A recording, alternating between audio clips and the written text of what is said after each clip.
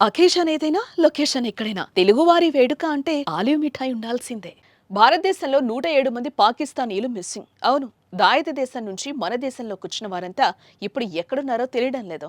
ఎక్కడికెళ్లారో, ఎలా వెళ్లారో జాడ కనిపించడం లేదు. రెండు దేశాల మధ్య ఉద్రిక్తత పరిస్థితుల నేపథ్యంలో భారతదేశంలో 107 మంది పాక్ దేశస్థులు కనిపించకుండా పోవడం తీవ్ర కలకలం రేపుతోంది. వారి కోసం పోలీసులు గాలింపు చర్యలు కొనసాగుతున్నాయి.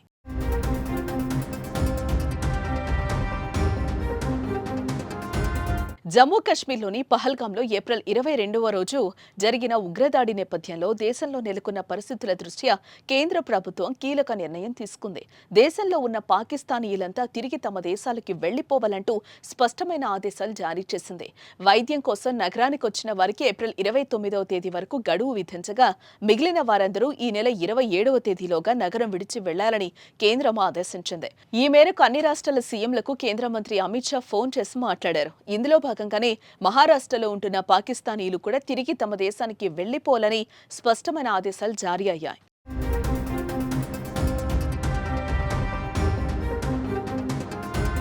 మహారాష్ట్రలో 5,000 మంది పాకిస్తానీయులు ఉన్నట్లు గుర్తించగా రాష్ట్రంలోకి దీర్ఘకాలిక వీసా మీద వచ్చిన వారు 4,000 మంది వరకు ఉంటారని అంచనా. 250 మంది మాత్రం షార్ట్ టర్మ్ వీసాలపై ఉన్నట్లు గుర్తించి వారిని ఇప్పటికే పంపించేశారు. అయితే పాకిస్తాన్ నుంచి వచ్చిన 107 మంది పౌరుల జాడ తెలియటం లేదని మహారాష్ట్ర అధికారులు ప్రకటించడం ఇప్పుడు సంచలనంగా మారింది. వారి ఆచూకీ కోసం గాలించిన జాడ తెలియకపోవడంతో ఆందోళన నెలకొంది.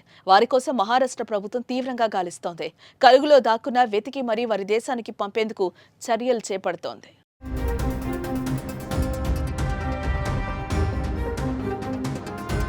ఇప్పటికే భారత్లో 122 మంది విదేశీ ఉగ్రవాదులు అక్రమంగా నక్కి ఉన్నట్లు ఓ సంచలన సర్వే బయటకు వచ్చింది.